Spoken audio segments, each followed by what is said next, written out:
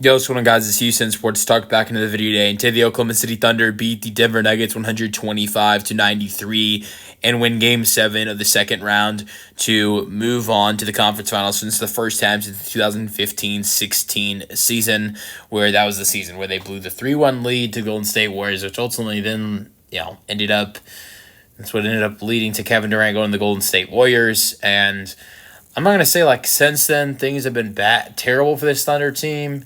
Well, they actually, if you before last season, they had not,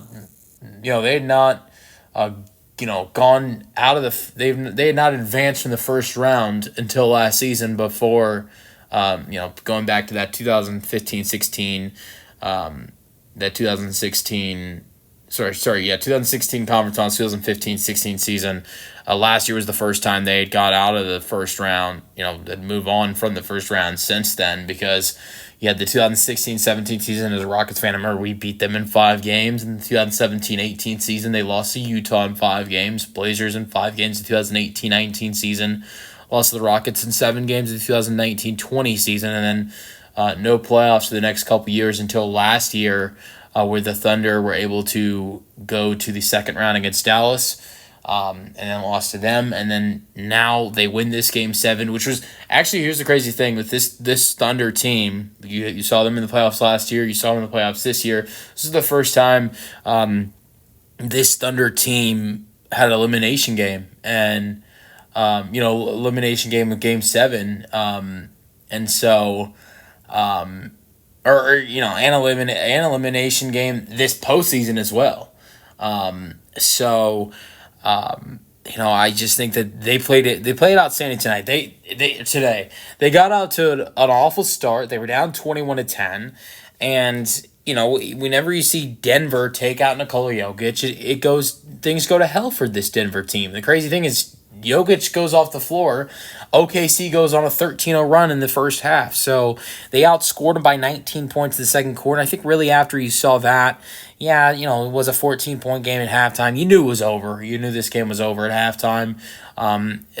There was still enough time for Denver to potentially come back, but when the Thunder had that big lead, you knew it wasn't going away. Being 46-60 at halftime, Denver did not have the right energy in this game. They definitely came out with the right energy, but it quickly went away as soon as Jokic, stepped off the floor. They were up 5 going in the first quarter. Obviously, Jokic takes that break to start the second quarter, and that's when things got really bad.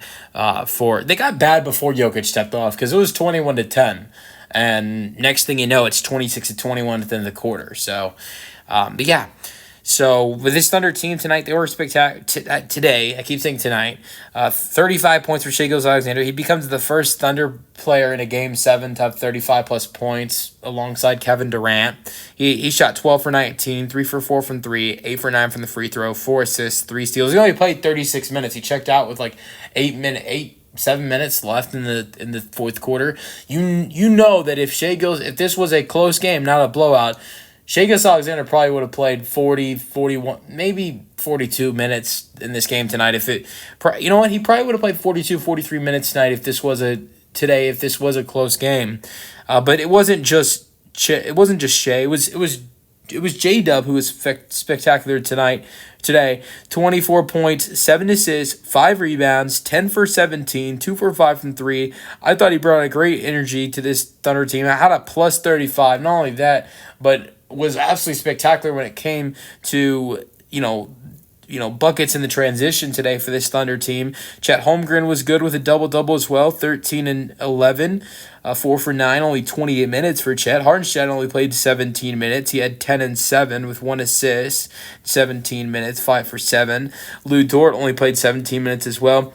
J-Dub and Shai were really the only starters that played a lot. J-Dub played 33, Shai played 36, Chet played 28, which was not bad, but it is 5 less than J-Dub and 8 less than Shai. And then you had both Hardenstein and Lou Dort, who were 17 each. They had Alex Caruso, who was amazing off the bench, 11 points. This is why they traded for him.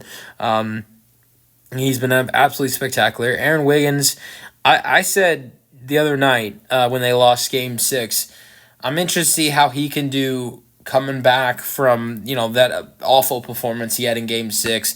Did he play amazing this game? No, but I think he played a lot better than the past game. He shot 1 for 6 with 2 points in the last game. He shoots 3 for 11, 8 points, 4 rebounds, 3 assists, 2 steals, 1 block. And this is exactly what I said after last game. Role players play better at home. Kason Wallace had 7 points, 5 assists, 2 steals, 3 rebounds. Isaiah Joe had 5 points in 4 minutes. Who else am I missing? Jay Will, the other Jalen Williams, had 8 minutes but didn't score at all. I don't think I'm missing anyone else off the bench that made a huge impact for this Thunder team tonight. This was just a great performance, and for the Nuggets, Nikola Jokic, I think he did the best he could. 29-7. I thought Jokic was good in this game tonight. He didn't shoot the ball enough. But look, it's not like he didn't play a lot because it's not like he didn't play a lot because he was it was a blowout. He played 37 minutes. Sure, would he have played more minutes if this is not a blowout? But 37 minutes, you need to be taking more than 9 shots. And I know Jokic loves to pass the ball. He had 7 assists in 37 minutes. But Jokic needed to be more aggressive tonight because he was one of the guys that was knocking down shots. But the Thunder did a great job defensively with him tonight, trying to keep away from him shooting the basketball. And that's why Jamal Murray and Christian Brown combined for 30, field goal attempts. Christian Brown was amazing, though, 19 points, 7 for 14. Jamal Murray wasn't great, but shot the ball a lot, 16 field goal attempts, 13 points, 3 steals, 1 block. Outside of Jokic, Jamal Murray, and Christian Brown, there were no other Nuggets in double figures. Aaron Gordon had 8 points with 11 rebounds. I salute to Aaron Gordon for suiting up tonight, even though there was reported before the game that his hamstring injury was going to take weeks to recover from. My respect, I had a lot of respect for Aaron Gordon before this game, but my respect went up for him my respect went up after that. I know he didn't play as good as he's done in the past playoff games, but still to almost have a double-double when only playing 25 minutes when you have a really bad hamstring injury, not too bad. Outside of that, this Nuggets team tonight, you needed Russell Westbrook to play well against his former team. That did not happen. 6-5-2, 2 for 7. 1 for 8 for Peyton Watson. Shot 0 for 3 from 3. So Julian Strawther was amazing in the last game. He wasn't as good, but because he had 15 points he had last game, but 6 points in 18 minutes, shooting 3 for 8, 3 rebounds. So a tough loss to this Nuggets team. I think there's a lot of questions on what comes next for this Nuggets team, especially at the head coach position, which I would say Dave Adelman deserves another year in Denver. Beating the Clippers in 7 games with a team that had a lot of experience like the Clippers do with, James Harden, Kawhi's playoff experience, Tyronn Lue's experience as a playoff coach, and to take them out in 7 games. And then this amazing Thunder team that was, one of the best teams in basketball this year, probably the best team in basketball this year, and put up historic numbers to take them to 7 games. Credit to Dave Adelman as a guy who only got 2-3 games at the end of the season after they fired Mike Malone to go into these playoffs and have 2 7-game series against coaches like Mark Dagnall and Ty Lue. I give a lot of credit to Dave Adelman and what he's done. And if he didn't earn himself a job in Denver, he 100% earned him a job somewhere else. Someone else will hire him immediately if Denver doesn't. But I believe that Denver will go ahead and bring him back. And the final thing I will say is we will see a new NBA champion. There will not be a back-to-back champion. And most likely, 70% odds, we see a championship crowned for the first time. We've got the Final Four, the Thunder and the Timberwolves, the Knicks and the Pacers. 3 of those 4 teams have never won an NBA championship. The Pacers, Timberwolves, and Thunder have never won.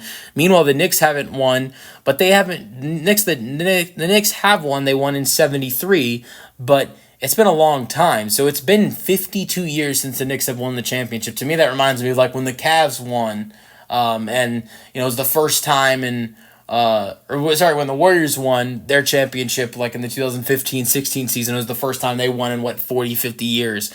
So look, it's not like they won 10 years ago. It's been a while. It's been a minute since they won. They haven't won. I mean, there's no one.